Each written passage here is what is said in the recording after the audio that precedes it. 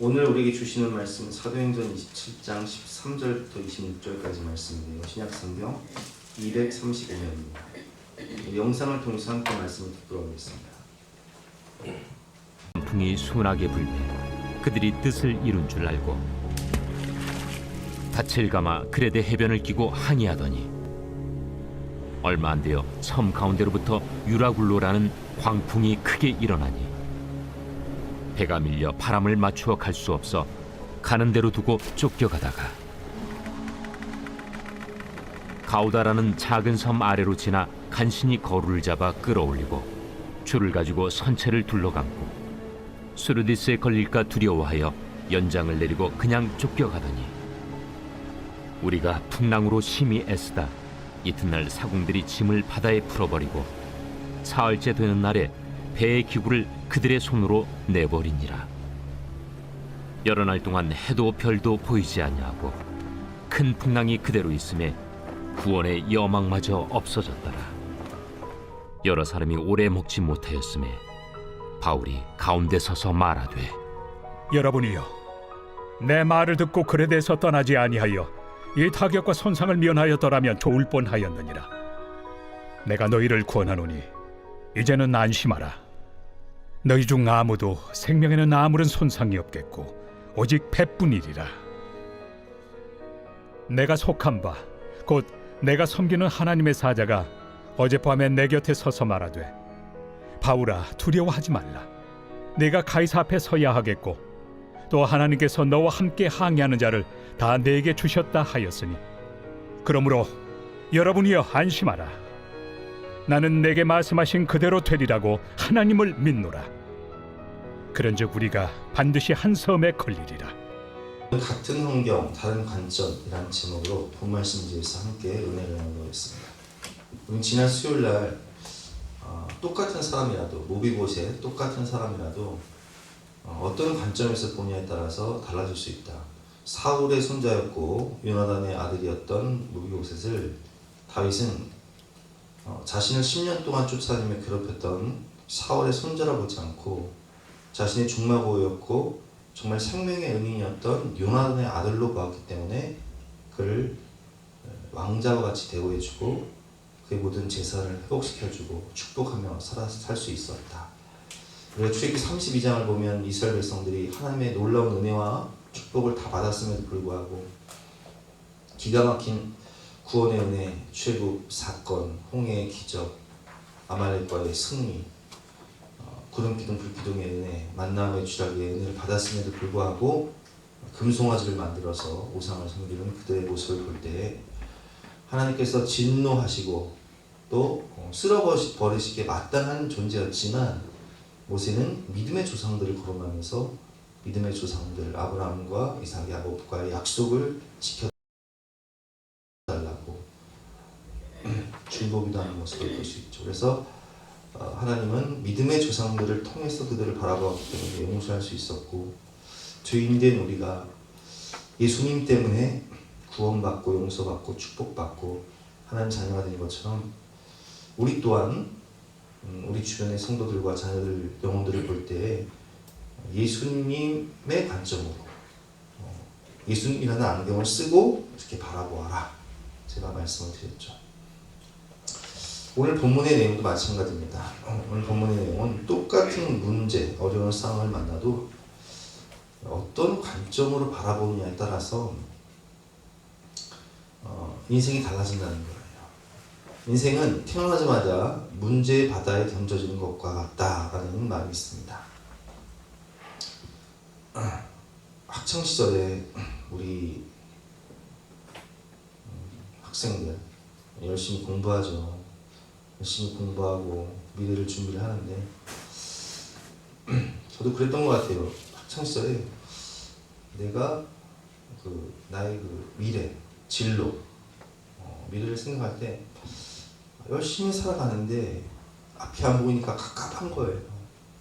내가 커서 뭐가 될 수 있을까? 어떤 직업을 갖게 될까? 그리고 이제 청년 시절에 또 학교를 졸업하고 취업을 하려고 하면 막상 참 길이 안 보여요. 갑갑해요. 결혼을 하는 것도 그렇고 저는 이제 특별히 결혼할 때 뭐 교육등도 살아서 사례를 50만 원밖에 안 받았으니까 결혼한다는 그 자체가 제가 지금 이제 제 나이가 돼 보니까 우리 장모님이 하셨던 말이요 진짜 가슴에 와닿아요. 임 전사님은 사례를 50만 원밖에 못 받는다면서 도대체 무슨 마음으로 결혼을 하시려고 하느냐고. 정말 맞는 말씀이에요. 여러분 생각해 보세요. 참 어떻게 결혼을 하고 신혼집을 마련하고 혼수를 준비하고 또 애들을 키우고 양육을 하고 교육을 시킬까. 제가 언젠가 임사한테 그런 얘기를 했잖아요. 내가 몰라서 그랬다고. 내가 알았으면 아마 결혼도 못했을 것 같고 알았으면 애 셋 안 낳았을 것 같아요. 근데 모르니까 아무 생각이 없어요. 진짜 아무 생각이 없어요. 그냥 나이가 찼으니까 결혼해야겠다. 그리고 그냥 저질러 버리고 애도 낳아보니까 아들 딸 낳아보니까 너무 좋으니까 또 셋째 생기니까 주윤생명이니까 근데 모르고 낳았어요 진짜. 그래서 뭐 제가 설교할 때는 그런 말씀 중 인생과 영생의 영원한 대체가 하나님이시다. 모르고 낳았는데 하나님이 대책이셨는데 여러분 그렇습니다. 우리가 똑같은 어려운 문제와 어려운 상황을 만나도 어떤 관점으로 바라보냐에 따라서 내 인생이 천국이 될 수 있고 지옥이 될 수 있어요. 내 마음이 천국이 될 수도 있고 지옥이 될 수도 있는 거예요. 인생은 산 넘어 산입니다. 우리가 이제 제가 개척하고 이제 16년이 되니까 우리 성도들이 저랑 똑같이 이제 나이가 들어요. 아이들이 사춘기를 지나가고 또 청년이 되고 또 우리 부모님들은 자꾸 연로해지시고 또 아픈 분도 많아지시고 또 돌아가시는 분도 계시고 여러 가지 부모를 섬기는 문제 또 우리의 노후 문제 이런 것들이 정말 실제적인 우리의 문제로 다가오죠. 그래서 인생의 문제는 요람에서 무덤까지 천국 갈 그날까지 정말 산 넘어 산처럼 계속되는 것이고 문제 없는 사람은 아무도 없습니다. 문제 없는 사람은 저 무덤에 묻힌 사람들밖에 없어요. 우리가 살아있는 동안은 다 여러 가지 현실의 문제를 가지고 살아갑니다. 그런데 이 문제를 어떻게 대처하냐에 따라서 이 관점에 따라서 우리의 마음이 천국이 될 수 있고 또 지옥이 될 수 있다는 거예요. 싱크홀 아시죠? 땅이 꺼지는 거예요. 현실의 문제에 함몰되어 살아가고 있는 많은 분들을 봅니다. 여러분 그때 우리가 어떻게 해야 될까요? 신실하신 하나님의 약속의 말씀을 붙잡으시기 바랍니다. 오늘 본문의 배경은 우리가 영상을 통해서 보았지만 유라굴로라는 지중해에는 유라굴로라는 광풍이 불어요. 바울이 이제 로마로 호송되는 과정 가운데 바울은 전도 여행을 여러 차례 했기 때문에 지중해 날씨를 너무 잘 알았어요. 그래서 만류를 했죠. 지금은 이렇게 유라굴로라는 광풍이 지중해에 많이 부니까 항해를 하지 말자. 그런데 선장과 선주는 강행을 합니다. 그래서 유라굴로라는 광풍을 만나서 그들이 큰 고난을 당합니다. 오늘 본 말씀이죠. 13절부터 교독해 보겠습니다. 남풍이 순하게 불매 그들이 뜻을 이룬 줄 알고 닷을 감아 그레데 해변을 끼고 항해하더니 14절 시작. 배가 밀려 바람을 맞춰 갈 수 없어 가는 대로 두고 쫓겨가다가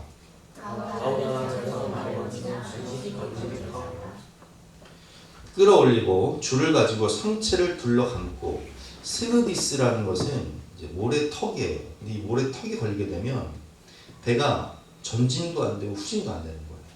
그 바다에 갇혀가지고 마치 바다에 갇혀서 양식이 떨어져 버리면 그냥 꼼짝없이 죽을 수밖에 없는 거예요. 그래서 이 스르디스에 걸릴까봐 두려워하여 연장을 내리고 그냥 쫓겨가더니 18절 시작.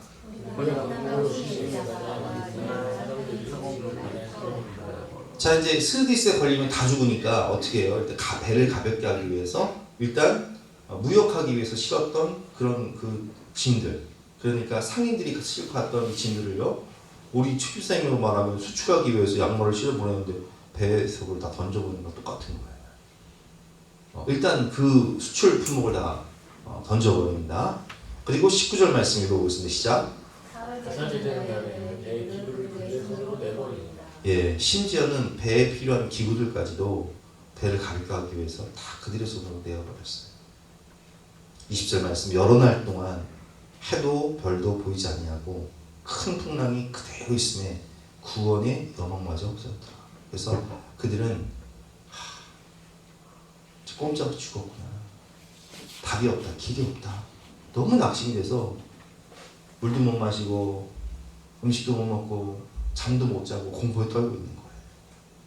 염려와 근심이 싱크홀처럼 함몰되어서 그냥 그 염려와 근심에 사로잡혀서 잠 못 자고 먹지 못하고 벌벌벌 떨고 있는 거예요. 21절 말씀, 여러 사람이 오래 먹지 못하였음에 라는 말씀처럼 그들은 이제 함몰되었습니다. 근심과 염려에 함몰된 거예요. 근데 이때 바울은 다른 관점으로, 다른 마음으로, 다른 생각을 가지고 그들을 권면합니다. 22절부터 교독해 보겠습니다. 내가 너희를 권하노니 이제는 안심하라. 너희 중 아무도 생명에는 아무런 손상이 없겠고 오직 배뿐이리라. 23절 시작.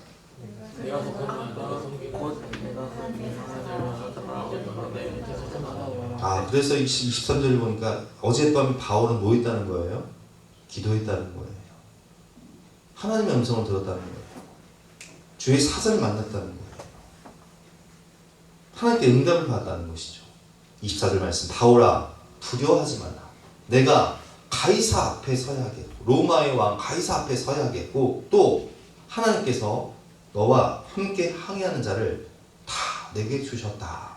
이들이 너와 로마로 갈 때는 복음의 증인들로 병들 것이다. 이렇게 말씀하시는 거예요. 25절 시작.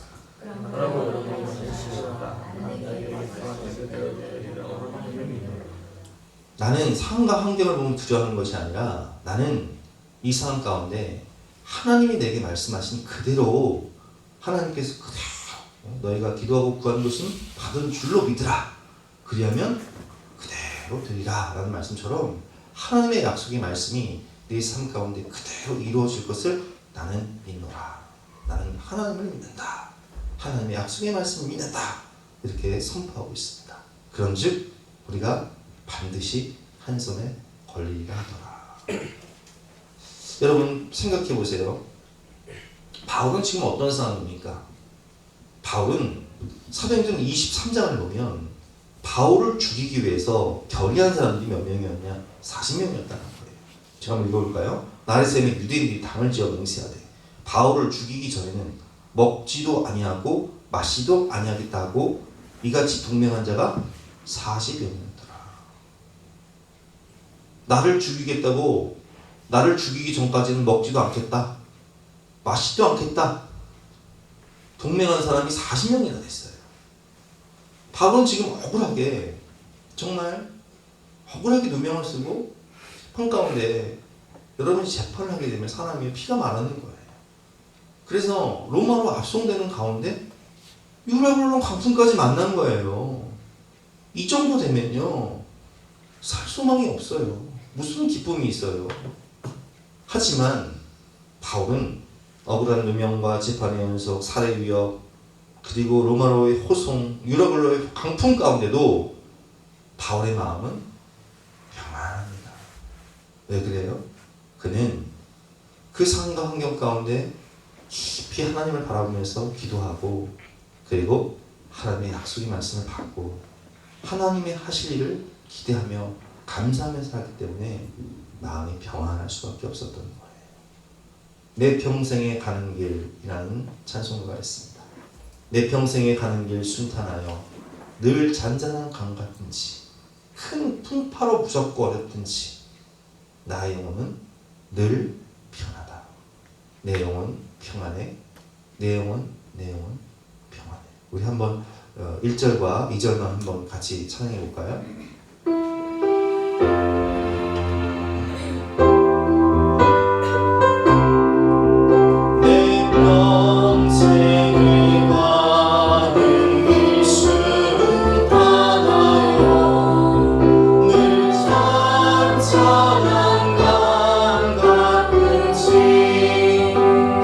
그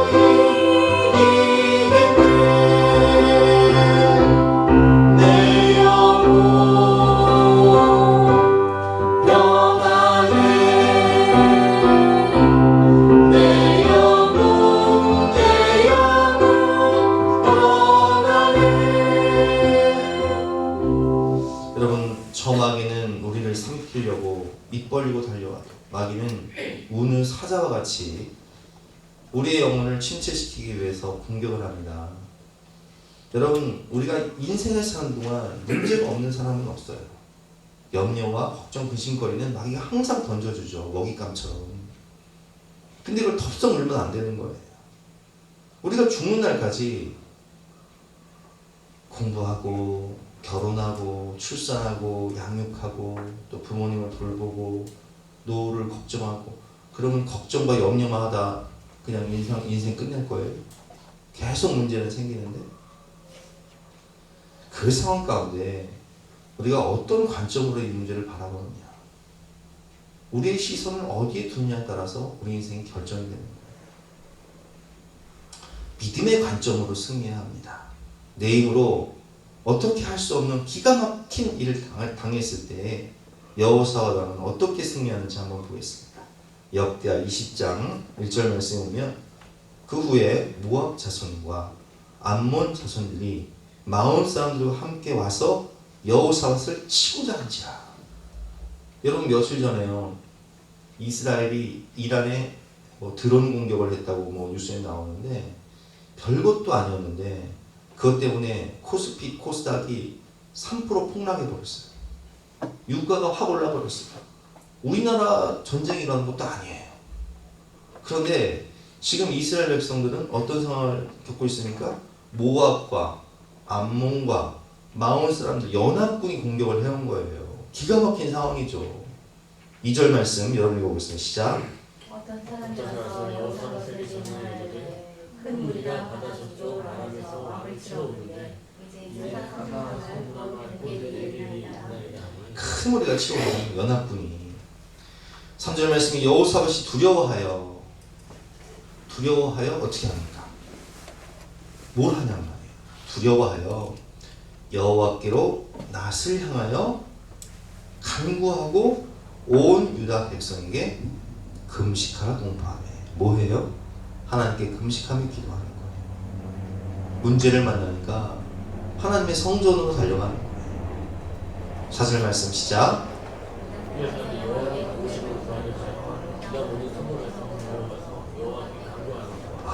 백성들이 모여서 뭐해요? 기도하고 있어요. 그리고 그들은 하나님의 약속의 말씀을 붙잡고, 하나님의 약속, 하나님의 신실하신 하나님의 약속을 붙잡고 이렇게 기도합니다. 9절 말씀. 만일 재앙이나 난이나 견책이나 전염병이나 기근이 우리에게 임하면 주의 이름이 이 성전에 있으니, 우리가 이 성전 앞과 주 앞에 서서 이 환난 가운데에서 주께 부르짖은즉 들으시고 구원하시라 하였나이다. 하나님 약속하셨잖아요. 우리가 어려운 일을 만날 때 우리가 하나님의 성전에 모여서 하나님 이름을 부르고 기도하면 하나님 구원해 주시겠다고 약속하셨잖아요. 이렇게 믿음으로 기도하고 있는 거예요. 12절 말씀 같이 읽어보겠습니다. 시작. 우리 하나님이여 그들을 징벌하지 아니하시나이다. 우리를 치러오는 이 큰 무리를 우리가 대적할 능력이 없고 어떻게 할 줄도 알지 못하고 오직 주만 바라보나이다. 하나님, 내가 이 문제를 해결할 능력이 없습니다. 어떻게 해야 될지도 모르겠습니다. 주님, 그러나 저는 오직 주만 바라봅니다. 주님, 해결해 주세요. 하나님, 이길 힘을 주시고 피할 길을 주시고 주여 돕는 손길을 허락하여 주시옵소서. 하나님, 저 좀 도와주세요. 하나님, 살려주세요. 기도하는 거예요. 그때 하나님이 선지자를 통해서 응답을 하십니다. 15절부터 교도해 보겠습니다. 야하시엘이 이르되 온 유다와 예루살렘 주민과 여호사밧 왕이여 들을지어다 하면서 선포하는 거예요. 여호와께서 이같이 너에게 말씀하시기를 너희는 이 큰 무리로 말미암아 두려워하거나 놀라지 말라. 이 전쟁은 너희에게 속한 것이 아니오 하나님께 속한 것이니라. 17절 시작. 이 전쟁에는 너희가 싸울 것이 없나 대열을 두어서 너희와 함께하는 여호와가 구원하는 것을 보라. 유다와 예루살렘아 너희는 두려워하지 말고 놀라지 말고 내일 그들을 맞서 여호와가 너희와 함께하리라 하셨느니라 하며 출애굽기 14장 홍해 앞에서 하나님도 말씀하시죠. 너희는 두려워하지 말고 가만히 서서 주님께서 어떻게 일하시나 보라. 이 전쟁은 하나님께 속한 것이다. 너희가 싸울 것이 없다. 너희는 가만히 서서 하나님이 너희를 어떻게 구원하실지를 보라는 거예요. 약속의 말씀을 믿고 백성들은 감사하며 찬송하며 전쟁에 나갑니다. 여러분, 전쟁에 나갈 때요, 이스라엘 백성들이 오늘 본문을 보면 어떻게 하는 줄 아세요? 찬양들을 앞세워요. 그리고 그들은 뭐 합니까? 감사 찬양을 하며 나가요. 왜? 하나님이 약속하셨습니다. 우리는 싸울 거 없다니까. 감사하게 찬양을 나가는 거예요. 20절 말씀, 21절 말씀 교독해 보겠습니다. 이에 백성들이 아침에 일찍 일어나서 들과 들로 나가니라. 나갈 때 여호사밧이 서서 이르되 유다와 예루살렘 주민들아 내 말을 들을지어다. 너희는 너희 하나님 여호와를 신뢰하라. 그리하면 견고히 서리라. 그의 선지자들을 신뢰하라. 그리하면 형통하리라 하고 21절 시작. 백성과 더불어 의논하고 노래하는 자를 택하여 거룩한 예물을 드리고 군대 앞에서 행진하며 여호와를 찬송하여 여호와께 감사하세. 그 인자하심이 영원하도다. 주께 감사하세. 그는 선하시며 인자하심이 영원함이라. 찬송하며 나가는 거예요. 신실하신 하나님, 선하신 하나님을 바라보면서 감사하며 찬송하며 나아갈 때에 어떤 일이 벌어집니까? 성경을 보니까 그 노래와 찬송이 시작될 때에 여호와께서 복병을 두어 유다를 치러 오는 암몬 자손과 모압과 세일산 주민들을 치게 하심으로 그들이 패하였으니 곧 암몬과 모압 자손이 일어나 세일산 주민들을 쳐서 진멸하고 세일 주민들을 멸한 후에는 그들이 서로 쳐 죽였더라. 연합군이 4분이 일어나는 거예요. 그래서 서로가 서로를 죽이는 기가 막힌 상황이 생기는 거예요.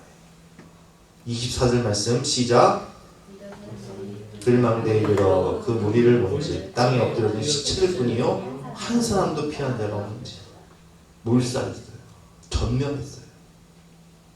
그래서 25절 말씀에 보니까 여호사밧과 그의 백성이 가서 적군의 물건들을 탈취하는데 그들이 가지고 온 재물과 의복과 보물이 너무 많아서 그것을 걷어들이는 데만 사흘이 넘도록 합니다.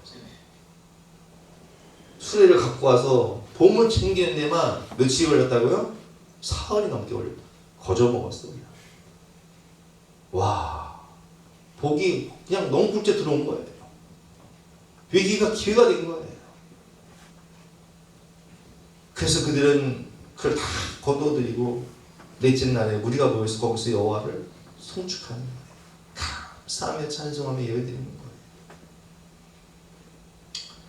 여러분, 날마다 숨쉬는 순간마다 내 앞에 어려운 일들은 항상 있습니다. 내가 살아있는 동안 삶의 문제는 항상 있는 거예요. 그런데 그 문제에 함몰되면 안 돼요. 그 문제 가운데 우리는 신실하신 하나님을 바라보면서 주님의 약속의 말씀을 붙들어야 되는 거예요. 저도 교회를 개척하고 어려울 때마다 저는 이 찬송 많이 불렀어요. 우리 가사를 생각하면서 한번 같이 찬양하겠습니다.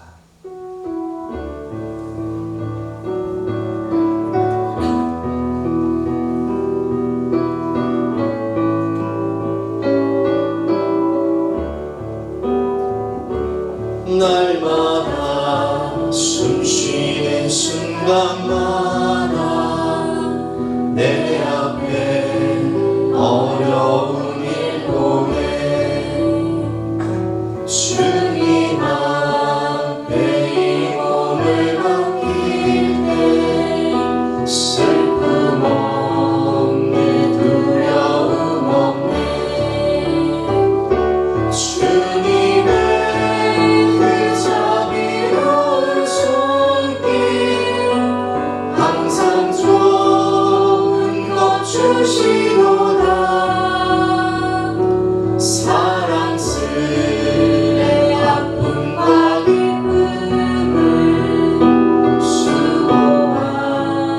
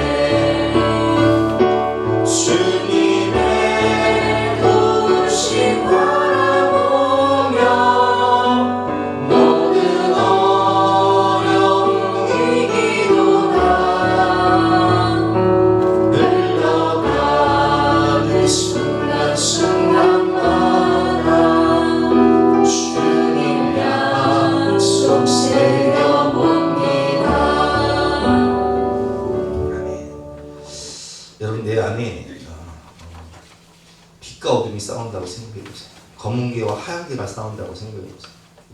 검은 개는 염려와 근심이고, 그리고 하얀 개는 믿음과 감사라고 생각할 때 두 마리 개가 싸운다. 임집사님, 검은 개와 하얀 개가 싸워. 어떤 개가 이겨? 반만이 먹는 그렇지, 반만이 먹는 게. 내가 어디에 시간을 많이 두느냐, 내가 관점과 마음을 어디에 몰두하느냐, 거기에 에너지를 집중하고 투자하면 반만이 먹는 개가 이기는 거예요.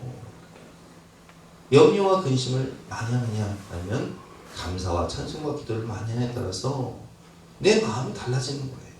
마음이 달라져야 상도 변화되는 거예요.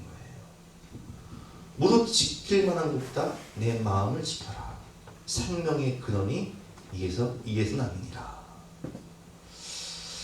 여러분, 흘러가는 모든 순간마다 하나님께 우선순위를 두고 주님 주신 약속의 말씀을 붙잡으세요. 늘 급한 일로 쫓기는 삶이라는 책이 있습니다. 우리 인생은 여러 가지 문제 가운데 늘 급한 일로 쫓길 수밖에 없는 상황이지만, 그럼에도 불구하고 우리가 원칙을 가지고 해야 할 일이 있다는 거예요. 그것이 무엇입니까? 하나님을 바라보고 기도하고 늘 꾸준히 말씀 묵상하면서 하나님의 약속의 말씀을 붙잡으라는 얘기예요. 그러면 급한 일로 쫓기지 않게 된다는 거예요. 주님은 우리에게 약속의 말씀을 주셨습니다. 마태복음 6장 말씀이죠. 공중의 새를 봐라.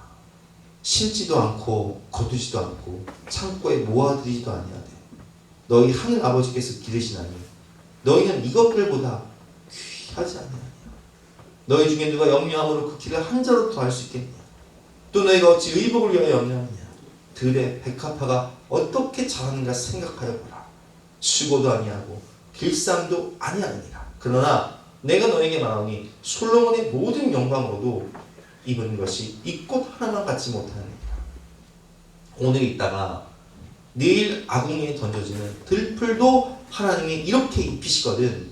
하물며 하나님의 자녀인 너희일까 보냐, 믿음이 작은 자들아. 여러분, 제가요 황림단을 산책하다가 꽃이 너무 이뻐서 사진을 찍어봤어요. 이쁘죠? 이 꽃 누가 만드셨어요? 누가 입히세요? 하나님이. 우리 교회 뒤에, 바로 우리 상가 뒤에 복사꽃, 참 이쁘죠? 누가 입히세요? 하나님이. 우리 여기 바로 사단조단지 건너가다 보면 다리 있죠. 이 벚꽃 누가 입히세요? 하나님이. 여러분, 우리 하나님은 온 우주 만물을 창조하시고 다스리시고 입히시고 먹이시는 참 공급자가 되시는 하나님이세요. 근데 그 하나님이 우리에게는 어떤 분이 되신다고요? 아버지 하나님. 하물며 너희일까 보냐, 믿음이 작은 자들아. 세상의 모든 꽃들과 새들도 먹히고 입히시는 하나님, 온 우주 만물을 창조하시고 통치하시는 전지전능하신 하나님, 우리의 아버지 하나님.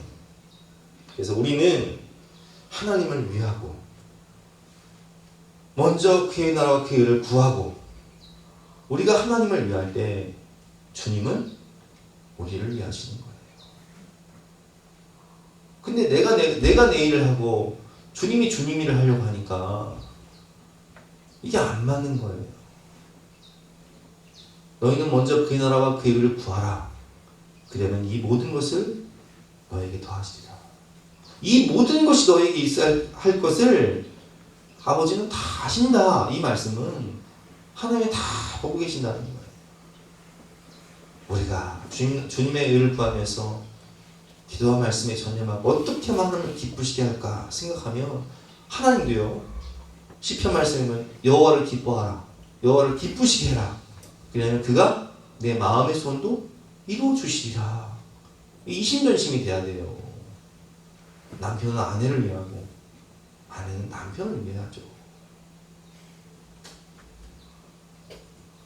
빌립보서 4장 6절과 7절 말씀 같이 읽어보겠습니다. 시작.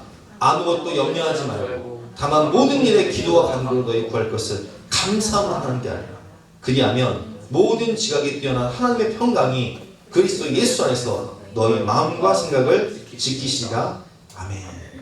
하나님의 약속을 믿고 내가 믿음 안에서 할 수 있는 최선을 다하고, 자녀라면 내가 믿음 안에서 할 수 있는 최선을 다하고 부모를 섬기는 일, 내가 믿음 안에서 할 수 있는 최선을 다하고 그 다음은 가장 좋은 것을 주실 하나님을 신뢰하세요.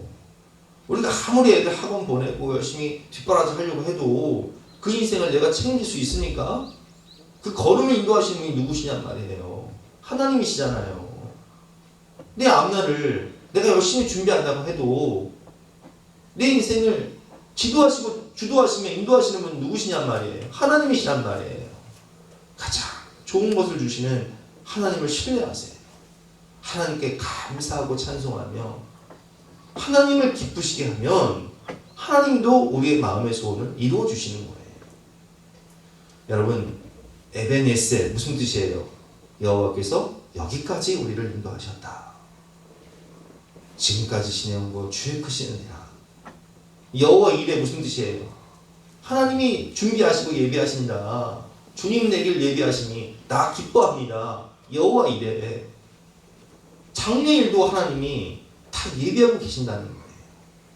우리는 에벤에셀의 하나님이 여호와 이레의 하나님이심을 믿고 감사하고 찬송하고 믿음으로 나가면 되는 거예요. 시편 121편 한번 교독해 보겠습니다. 내가 산을 향하여 눈을 돌리라. 나의 도움이 어디서 올까? 2절 시작. 나의 도움은 천지를 지으신 여호와에게서 오리라.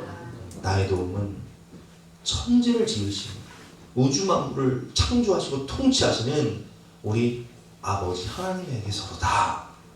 여호와께서는 너를 실족하지 아니하게 하시며 너를 지키시는 이가 졸지 아니하시리로다. 4절 시작. 아니 하나님이 졸지 않고 주무시지 않고 지키신다는데 왜 잠 못 자고 걱정하고 근심을 해요? 우리는 편히 자면 되는 거지. 여호와께서 사랑하는 자에게 뭘 주시는도다? 잠을 주시. 예배 시간에 졸지 말고 그렇다고. 예배 시간에 막 어떤 분들은 막 예배 시간에는 말씀 잘 듣고 밤에는 잘 주무시기 바랍니다. 여호와는 너를 지키시는 이시라. 여호와께서 내 오른쪽에서 내 그늘이 되시나니. 6절 시작. 여호와께서 너를 지켜 모든 환난을 면하게 하시며 또 내 영혼을 지키시리로다. 8절 시작. 언제부터 언제까지? 지금부터 영원까지. 축도할 때 이렇게 축도하잖아요. 지금부터 영원까지. 하나님은 여러분들 지금부터 영원까지 지키십니다. 오늘 결론입니다. 바울의 믿음대로 그들은 마침내 다 구조되었죠. 멜리드에서 구조되었고, 그리고 그들은 바울의 그 모습을 보면서 뱀에 물렸어도 뭘 떨쳐버리고, 또 보블리오 추장의 아버지를 고쳐주고, 그러면서 살아계신 하나님을 만나요.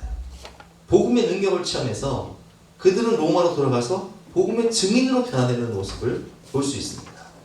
여러분, 하나님은 내가 생각한 것보다 더 훨씬 좋은 것을 주시는 좋으신 하나님, 신실하신 하나님, 복의 근원 되신 하나님이심을 믿으시기 바랍니다. 오늘 결론 말씀이죠.